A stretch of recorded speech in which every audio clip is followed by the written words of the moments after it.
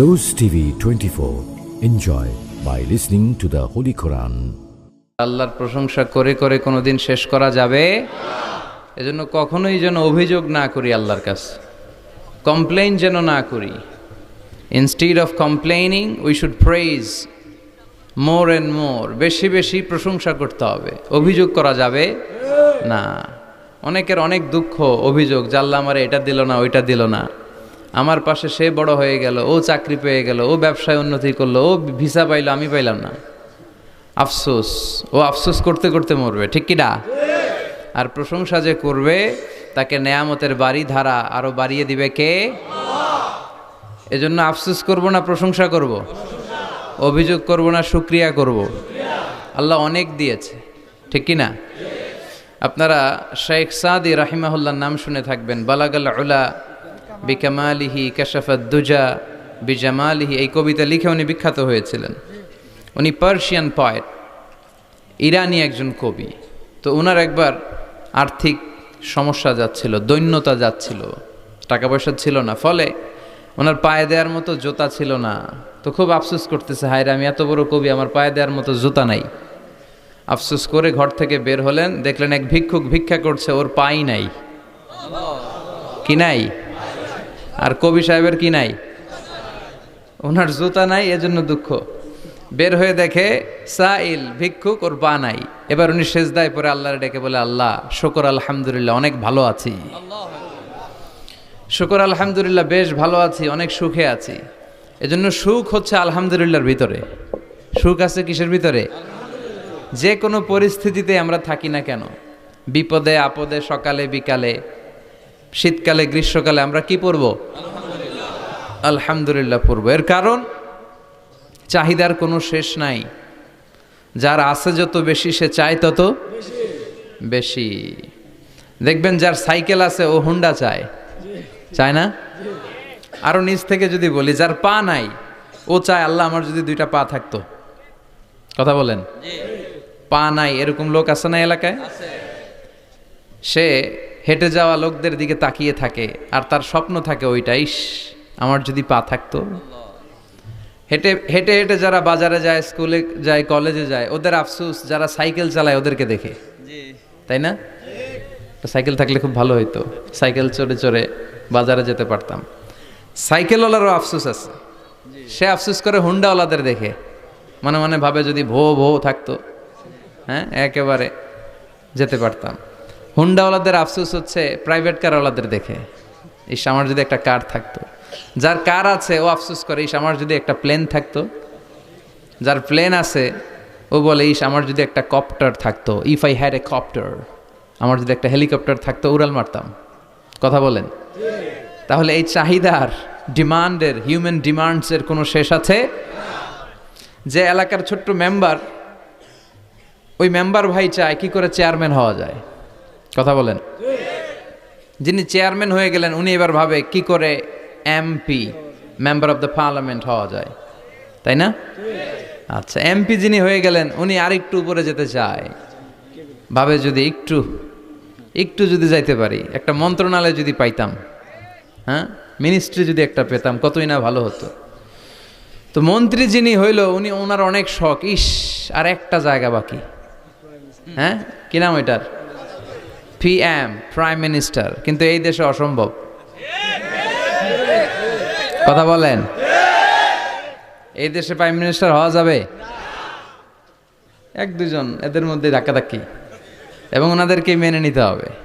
আপনি বাঁচেন আর মরেন, ওনারাই prime minister. কথা বলেন। তাহলে এই কথাগুলো বলার উদ্দেশ্য হচ্ছে, হিউম্যান ডিমান্ডসের কোনো শেষ নাই, আনলিমিটেড হিউম্যান ডিমান্ডস। এজন্য বিশ্বনবী বললেন, লাউ আন্না লিকুল্লি ইবনি আদামা ওয়াদিয়ান মিন যাহাব আহাব্বা আইয়াকুনা লাহু ওয়াদিয়ান ওয়া লা ইয়ামলা আফাহু ইল্লা তুরাব। আল্লাহ বলেন, এই বনি আদমের প্রত্যেককে যদি একটা করে স্বর্ণের পাহাড়ের মালিক বানিয়ে দেয়া হয়। কিসের পাহাড় দেখছেন জীবনে? আচ্ছা, স্বর্ণের পাহাড়ের যদি মালিক বানিয়ে দেয়া হয়, আহাব্বা আইয়াকুনা লাহু ওয়াদিয়ান, একটা করে স্বর্ণের পাহাড়ের মালিক বানিয়ে দিলেও সে চাইবে কিভাবে আরো একটা স্বর্ণের পাহাড়ের মালিক হওয়া যায়। আচ্ছা, একটু বুঝে শুনে উত্তর করবেন। একটা স্বর্ণের পাহাড়ের মালিক যদি আমি হই, শুধু আমি কেন, আমার 14 পুরুষ এটারে বিক্রি করে খেলেও কি শেষ করতে পারবো? তো আমার আরেকটা লাগবে কেন? আরেকটা দিয়ে আমি কি করব? স্বভাব। বিশ্বনবী বললেন, সবশেষে হাদিসের শেষাংশে বললেন, ওয়ালাইয়ামলা আফাহু ইল্লা তুরাব, কবরের মাটি ছাড়া কোনো কিছুই মানুষের এই জিহ্বাটারে থামাতে পারবে না। চিৎকার করে বলেন ঠিক কিনা? এজন্য যার আছে বেশি ও চায় বেশি, এই ডিমান্ডটারে একটু কমাতে হবে, আল্লাহর কাছে শুকরিয়া করতে হবে। অর্থের প্রয়োজন আছে, কিন্তু এটার হৃদয়ে স্থান দেয়া যাবে না। এটা হাতে আসবে আবার চলে যাবে, ঠিক কিনা? হৃদয়ে স্থান থাকবে কার? যাদের হৃদয়ে আছে আল্লাহর ভয়, তারা কভু পথ ভুলে যায় না। আল্লাহর প্রেম ছাড়া এই দুনিয়ায় কারো কাছে কোনো কিছু চায় না, ঠিক কিনা? মুমিনের হৃদয়ে দরদ ভালোবাসা থাকবে একজনের জন্য। চিল্লায় বলেন তো তিনি কে? এজন্য আমরা যেন শুকরিয়া করি, আমরা যেন অভিযোগ না করি। দেখেন, আমরা যদি জিজ্ঞেস করি, ভাই আপনি কি চান, কি লাগবে আপনার, কার কি লাগবে, একজন বলবে আমি এটা চাই, আমার এটা নাই, আমি ওইটা চাই, ওইটা চাই, কত কিছু লাগবে আমাদের। কিন্তু ঠিক এই মুহূর্তে যেই লোকটা হসপিটালের বেডে শুয়ে আছে, ক্যান্সারে আক্রান্ত, ক্যান্সার যার নেই কোনো অ্যান্সার, ওরে যদি জিজ্ঞেস করেন, ও বলবে আমার কিচ্ছু লাগবে না, আমি শুধু বাঁচতে চাই। ও কি চায়? আর আমরা অনেক কিছু চাই। এজন্য আমরা শুকরিয়া করব বেশি বেশি। শুকরিয়া করলে বাড়িয়ে দেয় কে? বিশ্বনবী দোয়া করতেন, আল্লাহুম্মা জাআলনি সাবুরা ওয়া জাআলনি শাকুরা ওয়া জাআলনি ফি আইনি সগীরা ওয়া ফি আয়ুনিন নাসি কাবীরা। আল্লাহ আপনি আমারে ধৈর্যশীল বানান, আপনি আমারে শুকরগুজার বান্দা বানান। আল্লাহ আমার চোখে আপনি আমারে ছোট বানান, গোটা বিশ্বের মানুষের চোখে আপনি আমারে বড় বানান। সবাই পড়ি আমিন। এজন্য সবসময় প্রশংসা করব কার? কম কম না বেশি বেশি? সবসময় শুকরিয়া করতে রাজি আছি তো? আল্লাহ সব সময় যেন আমরা তোমার শুকরিয়া করতে পারি, তুমি তৌফিক দাও। আরো জোরে পড়বো সবাই আমিন। আড়াইবাড়ি দরবার শরীফের পীরে কামেল আল্লামা মোহাম্মদ গোলাম হাক্কানি রাহিমাহুল্লাহ, আল্লাহ ওনার কবরটাকে তুমি নূর দিয়ে পরিপূর্ণ করো। আল্লামা মোহাম্মদ গোলাম হাক্কানি রাহিমাহুল্লাহ কমপ্লেক্সের শুভ উদ্বোধন ও তাফসিরুল কোরআনের প্রোগ্রাম। স্থান হচ্ছে মেটংঘর ভুইয়াবাড়ি প্রাঙ্গণ, থানা হচ্ছে বাঙ্গোরা বাজার, উপজেলা মুরাদনগর, জেলা কুমিল্লা। আপনারা শুনেছেন যে আমার দাদার বাড়ি এখানে মুরাদনগরে পরমতলাতে। আলহামদুলিল্লাহ, জীবনে এসেছিলাম কয়েকবার, খুব বেশি আসা হয় না। আমার জন্ম হয়েছে আবার ঢাকায়, ঢাকার ডেমরা থানায়। আমার জন্মের অনেক আগ থেকেই আব্বা আম্মা ওইখানে থাকে, ফলে আমি হয়ে গেছি ঢাকাইয়া। ঢাকাইয়াও হয়েছি, আবার কুমিল্লারও রয়ে গেছি, মানে কুমিল্লাতে আবার বিয়ে করছি। এই যে আমার নানা শ্বশুর, পেশা বছর হচ্ছেন আমার নানা শ্বশুর। তো এই জন্য অনেকেই আমার পরিচয় নিয়ে খুব কনফিউশনে পড়ে, আসলে আমি কি কুমিল্লার না ঢাকার। আমি বলি দুইটারই, কুমিল্লাও আমার বাড়ি, ঢাকাও আমার বাড়ি। ঢাকা আমার জন্মস্থান, আর কুমিল্লা আমার দাদার বাড়ি। আজকের এই প্রোগ্রামের সভাপতি হচ্ছেন আল্লামা মোহাম্মদ গোলাম সরোয়ার সাঈদী, পীর সাহেব, আড়াইবাড়ি দরবার শরীফ ও অধ্যক্ষ আড়াইবাড়ি ইসলামিয়া সাঈদিয়া কামিল মাদ্রাসা। আমার মাথার তাজ, মুহতারামি ওয়া মুকাররামি, আমার প্রিয় নানা ভাই চমৎকার কথা বলছিলেন, খুব গুছিয়ে কথা বলেন, অল্প কথা বলেন, বেশি বলেন না, কিন্তু যেখানে বলা দরকার ওইটাই বলেন, যা বলা দরকার তাই বলেন, ঠিক কিনা? পীর হতে হলে এমন পীর হওয়া দরকার। অনেক পীরের নাম আমরা জানি, কাউকে ছোট করে কটাক্ষ করে বলছি না। আপনি আমার নানা ভাইয়ের কথা শুনলে দেখবেন যে গতানুগতিক যে পিরালি, এই পিরালি উনি করে না। কোরআন সুন্নাহকে আধুনিকভাবে মানুষের কাছে পৌঁছে দিতে চায়, জোর করে কাউরে মুরিদ বানাতে চায় না। ওনার কাছে মুরিদ হতে আসলেও উনি বানাইতে চায় না, আগে অন টেস্ট করে, পরীক্ষায় রাখে যে আপনি এই বাজে অভ্যাসগুলো ছাড়তে পারবেন কিনা, এগুলো করতে পারবেন কিনা। এবং নানা ভাই মনে করে ওনার হাতে হাত রেখে কেউ বায়াত হওয়া মানে ওনার রেসপন্সিবিলিটি অনেক বেড়ে গেল। উনি এই রেসপন্সিবিলিটি থেকে মুক্তি চায়, উনি বানাতে চায় না। তো এইরকম পীর থাকার দরকার আছে না নাই? যিনি আল্লাহর ভয়ে সব সময় তটস্থ থাকে। আল্লাহ তুমি আমার নানা ভাইকে ইসলামের জন্য কবুল করো, কোরআনের জন্য কবুল করো, নেক হায়াত দারাজ করো। কোরআন সুন্নাহর কথাগুলো তিনি যেমনভাবে প্রকাশ করে যাচ্ছেন, আমরণ যেন আপসহীনভাবে কোরআন সুন্নাহর কথা প্রকাশ করতে পারে। আল্লাহ তুমি তৌফিক দাও। আল্লাহর কাছে কামনা করছি যে অল্প কিছু সময় আমরা কথা শুনবো, সরাসরি কোরআন থেকে শুনবো, পড়ি ইনশাআল্লাহ। কোরআন থেকে কথা শোনার সবচেয়ে বড় একটা ফজিলত হচ্ছে এই কথার মধ্যে কোনো গোজামিল নাই, কোনো ভুল নাই, কোনো সন্দেহ নাই। চিল্লায় বলেন ঠিক কিনা? এবং কেউ কি এই কোরআনের ব্যাপারে কোনো সন্দেহ, কোনো ভুল, কোনো ইনকনসিস্টেন্সি প্রমাণ দিতে পেরেছে? পারে নাই, পারবেও না। This is the book whereof there is no doubt, no suspicion in it, and a guidance to those who are muttaqin. আল্লাহ বললেন যালিকাল কিতাব লা রাইবা ফি হুদাল লিল মুত্তাকিন। এটা এমন বই যে বইয়ে কোনো ভুল নাই, কোনো সন্দেহ নাই, এবং মুত্তাকিনদের জন্য হেদায়েতের গাইড বুক করে এই বইটারে পাঠালো কে? আল্লাহ। এজন্য এই বইটা আমরা বুক সেলফের একেবারে উপরের তাকে রাখবো, যাতে ধুলা বালি আর মাকড়সার বাসা এটা ময়লা হয়ে থাকে। হ্যাঁ, কোথায় রাখবেন? একেবারে হাতের কাছে রাখবো, হাতের কাছে রাখবো। পৃথিবীর সবচাইতে নন্দিত এই কিতাবটা আজকে সবচাইতে বেশি নিগৃহীত, উপেক্ষিত। বুক সেলফে রাখে, তাও একেবারে উপরের তাকে, কারণ বছরে 1-2 বার কামে লাগে। কেউ মরলে, কথা বলেন, মারা গেছে, এখন সামনে বসে বসে কোরআন তেলাওয়াত করতে হবে। কোরআন এসেছে জীবিত মানুষদের জন্য। কোরআন নিজেও জীবিত কিতাব, আলোকিত করেও জীবিতদেরকে। চিল্লায় বলেন ঠিক কিনা? কিতাবুন হাই, জীবিত কিতাব, ওয়াকিং এনসাইক্লোপিডিয়া, চলমান বিশ্বকোষ। যাই জিজ্ঞেস করবেন তথ্যের সম্ভার, তথ্য উপাত্ত আর ইনফরমেশন এই কোরআনের ভেতরে আছে না নাই? মানব সমস্যার সব সমাধান আছে। এজন্য এই বইটাকে বলা হয় দ্য প্রবলেম সলভিং মেথোডোলজি। এই কোরআন আপনার সব প্রবলেমকে সলভ করে দেয়। It's not a problem creating methodology. এটা জীবনের কোথাও সমস্যা বাধায় না। কোরআন কোথাও সমস্যা লাগায়? কথা বলেন, জট লাগায় নাকি জট খুলে দেয়? আলহামদুলিল্লাহ পড়েন। এজন্য কোরআনের সাথে যেন আমরা সম্পর্ক বাড়াই। We should increase the attachment with the holy book Quran. যতই সম্পর্ক বাড়াবেন আপনার মর্যাদা বাড়াবে কে? আল্লাহ।